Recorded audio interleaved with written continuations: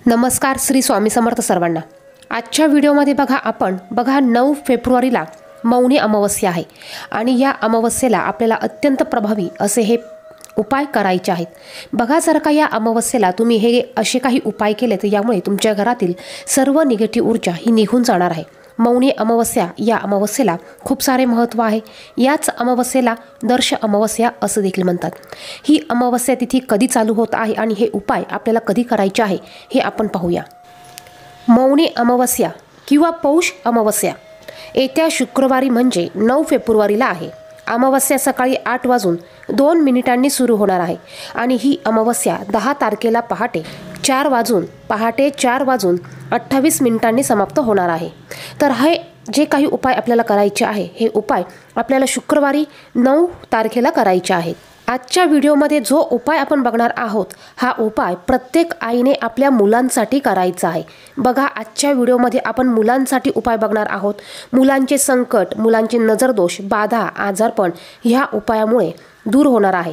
मुलांच्या शिक्षणात मुलं जर का जॉब नोकरी करत असेल तर मुलांच्या नोकरीत कामात त्यांना यामुळे यश प्राप्त होणार आहे। जर का मुलगा तुमचा मोठा असेल, नोकरी व्यवसाय करत असेल आणि त्यात जर का अडचणी येत असेल तर अशा मुलावरून तुम्ही ह्या गोष्टी उतरून टाकायच्या आहे। त्याचप्रमाणे मुलं शाळेत जात असतील, चिडचिड करत असतील, हट्टीपणा करत असतील, मुलं अभ्यासात कमजोर झाले असतील किंवा कोणाची दृष्टी लागली असेल तर या सर्व गोष्टींसाठी देखील तुम्ही हा उपाय करू शकतात। आता या उपायामुळे आपल्या मुलांची प्रगतीच होणार आहे। त्यांच्यात असलेली बाधा, निगेटिव्ह ऊर्जा ही निघून जाणार आहे किंवा त्यांना नजरदोष झालेला असेल, बाहेरची बाधा झालेली असेल तर ही बाधा देखील ह्या उपायामुळे निघून जाणार आहे। कारण अमावस्या तिथीला जर का आपण हे उपाय केले तर हे उपाय 100% रिझल्ट देऊन जातात आणि त्यातल्या त्यात ही अमावस्या मौनी अमावस्या आहे, दर्श अमावस्या आहे। दर्श अमावस्येला जर का असे आपण उपाय केले तर या उपायांचे रिझल्ट हे आपल्याला 100% बघायला मिळतात। मौनी अमावस्या म्हणजे काय तर या दिवशी आपण ज्याही काही उपाय किंवा ज्याही काही सेवा करणार आहोत हे उपाय आपल्याला मौन राहून म्हणजे शांत राहून करायचे आहेत। त्यामुळे याचे रिझल्ट हे आपल्याला लवकर बघायला मिळतात। आता उपाय काय करायचे आहेत तर तुम्हाला एक मुलगा असू द्या, 2 मुलं असू द्या, तुमच्याकडे जितकी मुलं असतील त्या मुलांसाठी तुम्ही हा उपाय करू शकतात। अगदी तुमचा मुलगा जर का नोकरीला असेल त्याच्यासाठी तुम्हाला हा उपाय करायचा असेल तर तरीसुद्धा तुम्ही हा उपाय त्याच्यासाठी करू शकतात। आता मुलगा असो किंवा मुलगी असो दोघांसाठी तुम्ही हा उपाय करू शकतात। ह्या उपायासाठी तुम्हाला एक नारळ घ्यायचा आहे।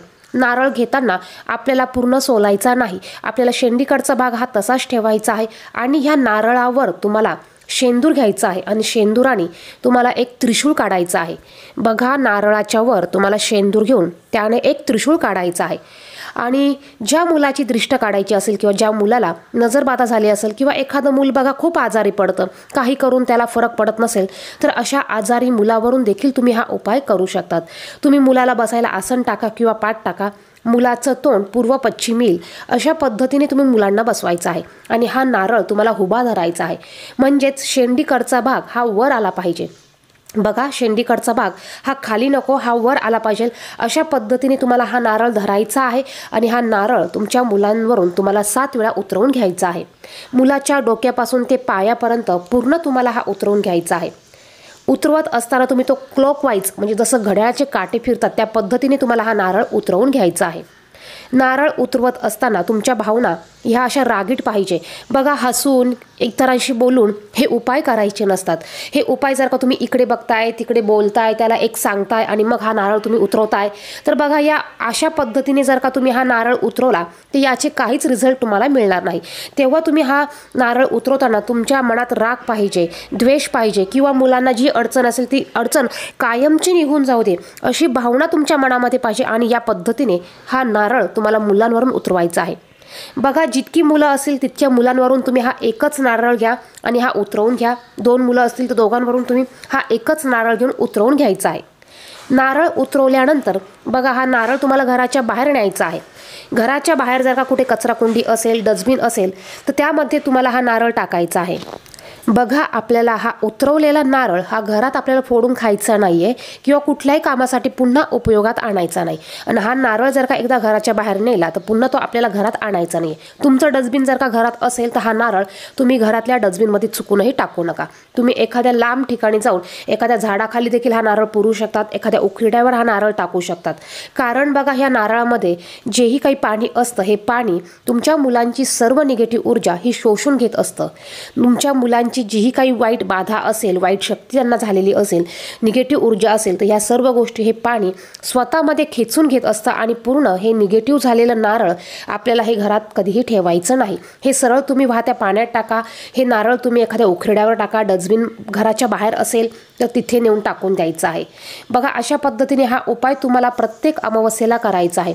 तुम्ही प्रत्येक अमावस्येला हा उपाय केला तर अतिउत्तम. आणि जर का तुम्हाला वाटत असेल की मुलांना खूप त्रास होतोय, मुलं ऐकत नाही, दृष्ट लागली असेल, नजर बाधा झाली असेल, तर तुम्ही येत्या अमावस्येला हा उपाय करू शकतात. अत्यंत प्रभावी असा हा उपाय आहे. प्रत्येक आईने आपल्या मुलांसाठी आवर्जून हा उपाय करायचा आहे. व्हिडिओमध्ये सांगितलेली माहिती आवडली तर व्हिडिओला नक्कीच लाईक करा. चॅनेलवर नवीन असाल तर अशी माहितीची व्हिडिओ बघण्यासाठी चॅनेलला देखील सबस्क्राईब करा. त्याचबरोबर बघा, अमावस्येच्या दिवशी अंघोळीच्या पाण्यामध्ये आपल्याला गंगाजल, गोमतीर टाकून त्या पाण्याने अंघोळ करायची आहे. आणि ही पौष महिन्यातली अमावस्या असल्यामुळे थोडेसे काळे तीळ आपल्याला अंघोळीच्या पाण्यामध्ये आवर्जून टाकायचे आहे. आणि या पाण्याने घरातील सर्वांनी अंघोळ करायची आहे. यामुळे देखील आपले दोष, आपली बाधा ही नष्ट होते, निगेटिव्ह ऊर्जा ही निघून जाते. धन्यवाद. श्री स्वामी समर्थ.